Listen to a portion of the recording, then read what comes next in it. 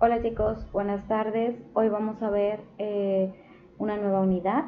Vamos a recordar qué fue lo que vimos en la unidad 1. El último tema que vimos fue el de valorar el conocimiento científico y biológico en diferentes situaciones de mi vida, además de usar términos de biología y reconocer cuál es la posición de diferentes expertos en cuanto a esta problemática.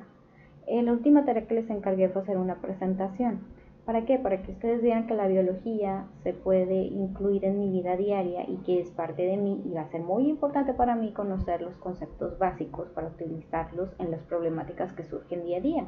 Después de todo, somos seres vivos y siempre vamos a tener que utilizar este tipo de vocabulario de biología y conocimiento.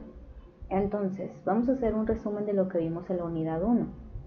Vimos qué era la ciencia, vimos el método científico, vimos el pensamiento científico, vimos qué eran las ciencias naturales, qué es biología, cuáles eran sus ramas, vimos cuáles son las características de los seres vivos, vimos los niveles de organización, las disciplinas con las cuales se vincula la biología y al final pues valoramos el conocimiento científico como parte de mi vida diaria.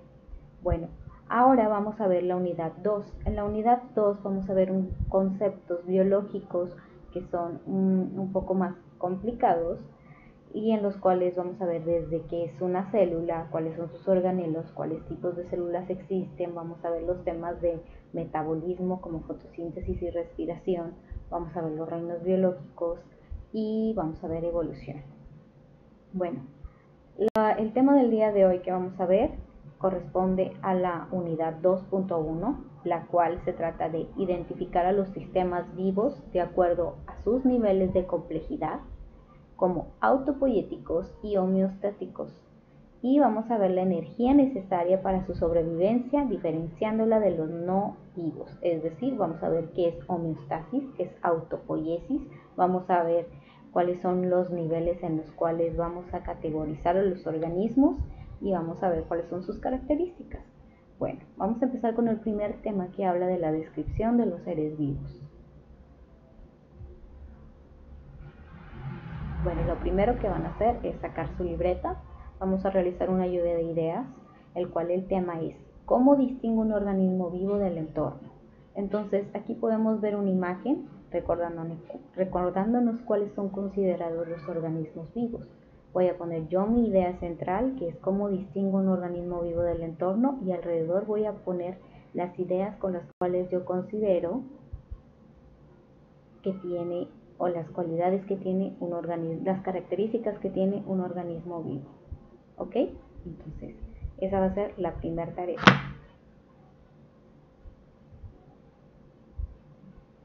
Bueno, una vez que ya realizaron la tarea, ya habíamos visto cuáles eran las características de los seres vivos. Dijimos que los seres vivos nacen, crecen, es decir, aumentan su tamaño, se reproducen, ya sea sexualmente o asexualmente, tienen irritabilidad, es decir, responden a estímulos, tienen homeostasis, es decir, mantienen un equilibrio en su cuerpo, tienen metabolismo, es decir, existen una serie de reacciones químicas que existen, por ejemplo, reacciones anabólicas, que son las reacciones que transforman, y las reacciones catabólicas, que son aquellas que sintetizan o destruyen. También tenemos que los organismos se adaptan a su ambiente para sobrevivir y también mueren. Entonces, estas son las características de los seres vivos.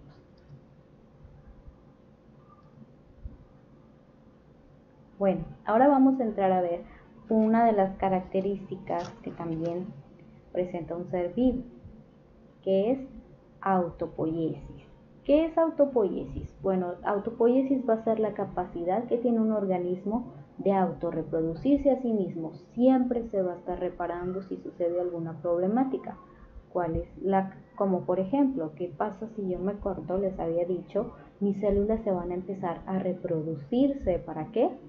Para que yo pueda sanar. En el caso de un hueso también, ¿qué es lo que pasa cuando yo tengo una fractura? Pues que mis células que se encuentran en el hueso, pues son los osteocitos, van a empezar a reproducirse. ¿Para qué? Para sanar esta fractura. Entonces, esa es la capacidad que tenemos. Los organismos nos autorreproducimos a nosotros mismos.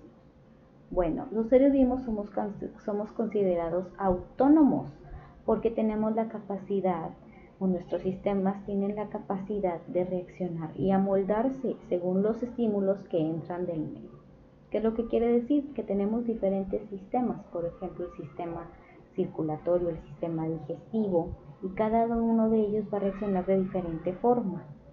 Y nosotros vamos a responder a estos estímulos de diferente manera, ¿ok? Entonces, vamos a ver algún ejemplo.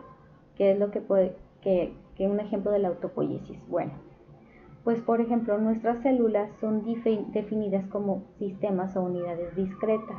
Son separadas del medio exterior gracias a que tenemos una membrana plasmática que nos va a definir, y vamos a ser producto de los procesos internos de expresión genética, síntesis y ensamblaje de proteínas, de lípidos y de carbohidratos, entre otros. ¿Qué significa? Por ejemplo, que aunque yo soy un organismo que está formado por tejidos, cada uno de ellos es autónomo e individual, y cada uno de ellos va a autorregularse. Yo tengo muchas células en mi cuerpo, soy un organismo pluricelular o multicelular, y cada una de estas células va a trabajar como una maquinita independiente y autónoma, y va a autorrepararse ella sola. Lo mismo ocurre con mi sistema. Aunque tengo un sistema respiratorio, tegumentario, circulatorio, esquelético, cada uno de ellos va a buscar autorregularse autónomamente. Claro que los estímulos de afuera nos afectan, pero siempre vamos a buscar la autopoiesis, que es autorrepararnos, ¿ok? Aquí les decía, estos son nuestros ejemplos, que es lo que decía la frase anterior, que nuestra célula va a estar separada de su ambiente por una membrana, ¿verdad? Es lo que dice aquí, separada del medio exterior gracias a una membrana plasmática, la cual la va a definir. ¿Okay? Aquí vemos la imagen.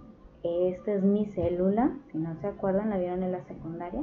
Bueno, esta es la membrana, la cual va a estar separándola del resto de mi cuerpo, del resto del medio. Y así vamos a tener a todas mis células que tienen cada uno organelos que van a funcionar como autónomas, y cada una va a tener la capacidad de autorrepararse. Entonces eso es autopoiesis, autorregenerarse y actuar como un sistema autónomo. Lo mismo ocurre con mis sistemas. ¿Qué es lo que va a ocurrir? Cada uno de mis sistemas va a funcionar como si fuera autónomo, y cada uno se va a autorregenerar, aunque son partes de un mismo organismo. Entonces eso es la autopoiesis, ¿ok?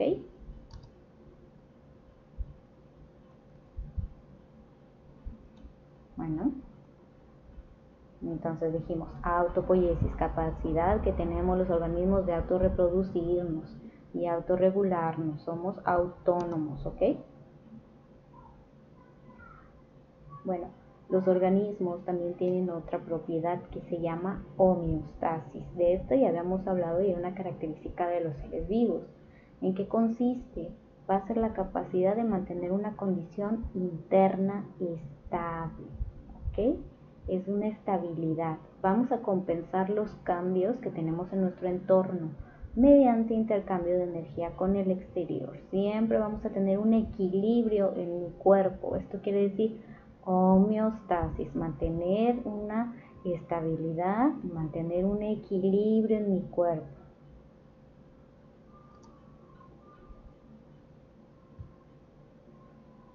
Un ejemplo de homeostasis que podemos tener es cuando regulo mi temperatura, cuando regulo mi presión, la humedad, el agua que se encuentra en mi cuerpo, las sales también regulo la cantidad de azúcar con ciertos órganos, las proteínas, la grasa, el calcio y hasta el oxígeno. Uno de los ejemplos más sencillos que tenemos de homeostasis, vamos a suponer que yo soy una casa. ¿Cómo regulo yo la temperatura de la casa? Con el ventilador y con la calefacción.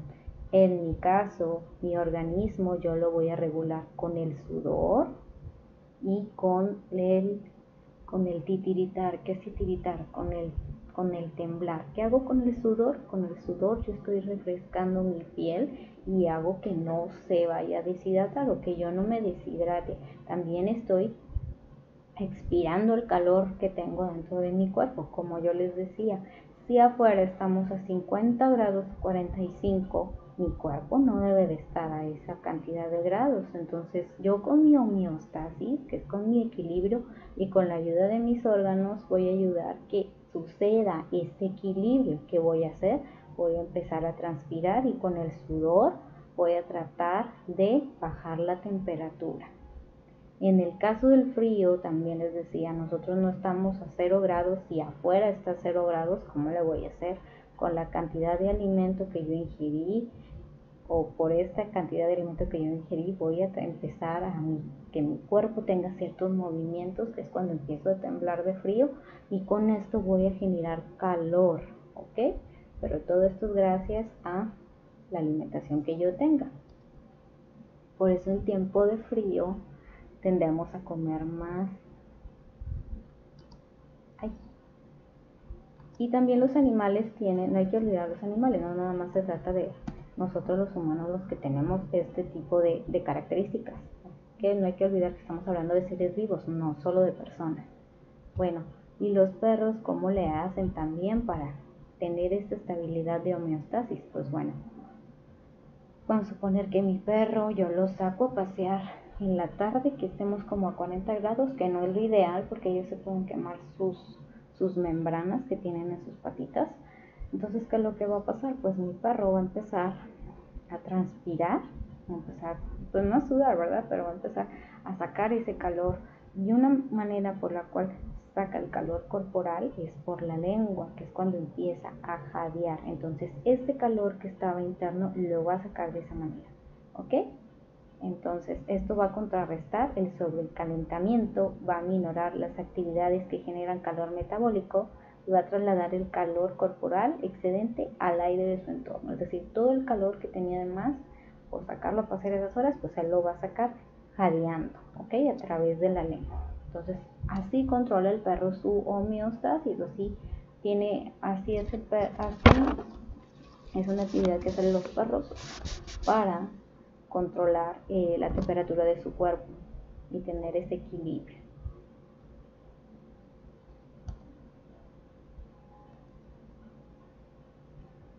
Vamos a ver algunos otros ejemplos de homeostasis.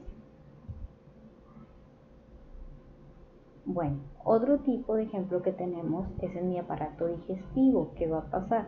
Cuando yo me alimento, pues obviamente voy a absorber aquellos nutrientes, pero aquello que no me sirve van a ser desechos. ¿Y qué voy a hacer yo con esos desechos? Si no me sirven en mi cuerpo, pues como tengo que tener un equilibrio, pues obviamente voy a producir heces, que son aquellas sustancias que no le sirven a mi cuerpo, entonces las tengo que desechar y con esto voy a tener una homeostasis. En el caso que ya habíamos visto de las glándulas de la piel, me ayudan a tener mi homeostasis y van a producir sudor. ¿Para qué? Para que yo pueda hidratar mi piel. Tenemos algunos otros ejemplos. Bueno, por ejemplo, el sistema respiratorio también hace un tipo de homeostasis como cuando los pulmones producen vapor de agua. En las plantas tenemos esto, las plantas tienen estomas y para evitar la pérdida del agua lo que hacen es cerrarse, que es normalmente cuando hace mucho calor, como por ejemplo estas horas de la tarde que son las 5, nosotros no podemos regar a las plantas porque no es lo ideal. ¿Por qué? Porque ellas tienden a abrir los estómagos pues para tomar el agua, entonces lo ideal es regarlas en la noche para que no les vaya a suceder algo y se vayan a quemar. Entonces las plantas también tienen homeostasis. Otra cosa que tienen las plantas para regularse pues es, por ejemplo, regulan el crecimiento, el desarrollo y el metabolismo. También por un estímulo que tienen las hormonas, y estas son transportadas por el gilema. Otro estímulo que hace que las plantas se autorregulen es el etileno. El etileno es el gas que hace que los frutos maduren. Entonces su función es acelerar el desarrollo del fruto y su maduración. Entonces, Con esto regulan las plantas su, su organismo, con los estomas, con las hormonas y con el gas del etileno. ¿Ok?